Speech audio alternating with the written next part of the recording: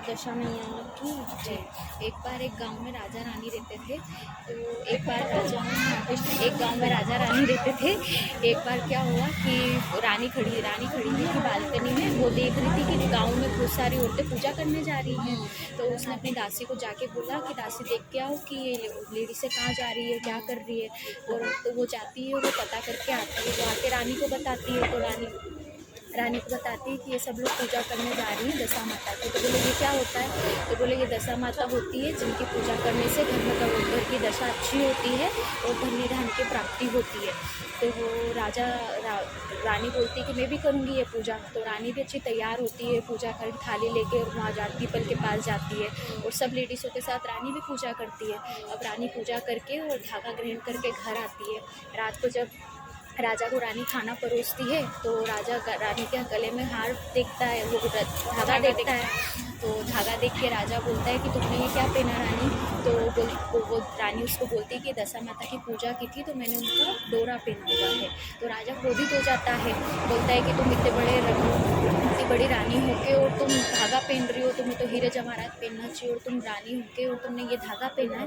राजा गुस्से में वो धागा रानी के गले में से निकाल कर उसको फेंक देता है चूल्हे में। तो वो धागा जल जाता है। रानी चिंतित होती है और धागे को जले हुए धागे की जो राख रहती है वो पानी में घुल के पी जाती है।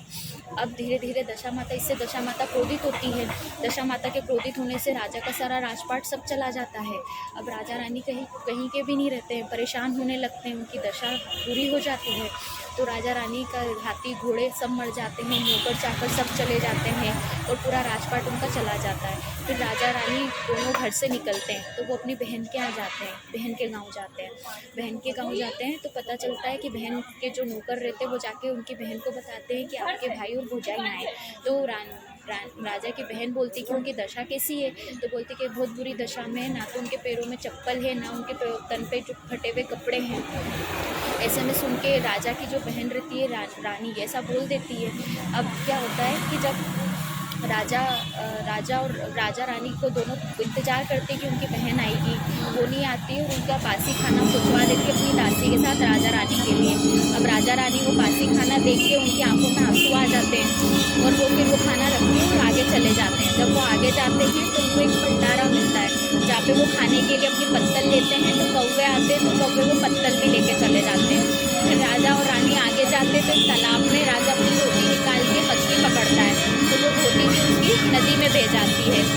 फिर राजा अपने दोस्त के घर जाते हैं तो उनके दोस्त उनको अच्छी शरण में ले लेता है दोस्त शरण में लेने के बाद उनको अच्छे से खिलाते हैं, कपड़े देते हैं, खाने को देते हैं। पर दोस्त की बीवी का हार जो रहता है वो खूंटी पे टंगा हुआ रहता है, हीरो का हार। तो धीरे धीरे खूंटी उसको निगलने लग जाती है। तो वो इल्ज़ाम लगा देते हैं राजा रानी पे कि रानी ने उसका हार छुड़ाया और उन दोनों को घर से बाहर निकाल देते हैं। अब राजा रानी की हालत बुरी रहती है। फिर जैसे जैसे साल बीतता गया फिर दशा माता का त्यौहार आया। रानी ने फिर वही राजा से बोला कि मुझे दशा माता का व्रत करने दो और मुझसे जो गलती है उसकी क्षमा याचना करने दो। राजा रानी को हाँ कर देता है। फिर राजा रानी हो ही जाते हैं तो रानी फिर वही पूजा पाठ करती है सब अच्छे से, फिर धागा ग्रहण करती है। राजा फिर माता जी से क्षमा याचना मांगता है। फिर दोनों वापस चलते हैं अपने राजपाट की ओर। जब वो आते हैं तो वो अपने दोस्त के यहाँ जाते हैं क्षमा याचना मांगने। तो वो देखते हैं कि उनकी खूंटी पे जो हार था वो वापस से वहीं मिल गया। तो वो उनके दोस्त से क्षमा मांगता है और उनसे उनका व्यवहार अच्छा हो जाता है। फिर वो दोनों आते हैं वहाँ पे जहाँ पे उनकी मछली पकड़ते टाइम धोती रह गई थी तो वहाँ पे उनको उनकी धोती पे मिल जाती है। फिर थोड़ा सा वो आगे आते हैं तो जो भंडारे का उनको भोजन था जो कौवे ले गए थे तो उनको वो थाल भी वहाँ पर मिल जाता है। फिर वो बड़ी शान से अपनी बहन के गाँव आते हैं। फिर बहन के यहाँ दासी जाके उसकी बहन को खबर करती है राजा की कि आपके भाई भौजाई आए। तो वो बहन पूछती है कि कैसी दशा है उनकी। बोले अरे वो तो बहुत ठाट बाट से गाजे बाजे से आए, हाथी घोड़े से आए और खूब सारे जेवरात लेके आए। तो उनकी बहन जाती है और अच्छे से स्वागत करती है, उनको भोजन कराती है। फिर राजा रानी ऐसे अपने गाँव आ जाते हैं तो भगवान गाँव में भी उनका पूरा राजपाट उनको मिल जाता है। उनके हाथी घोड़े जो मर जाते हैं वो जीवित हो जाते हैं और उनके जो नौकर चाकर जो काम छोड़ के चले जाते हैं वो भी सब आ जाते हैं। दशा माता उनको पूरे धन्य धान्य से पूर्ण कर देती है। तो जैसी कृपा आपने राजा रानी पे की है मातेश्वरी मैया, वैसी कृपा आप हम सब पे बनाए रखना, सबकी दशा को अच्छा रखना और सब पे आपका आशीर्वाद बनाए रखना। बोलो दशा मैया की जय।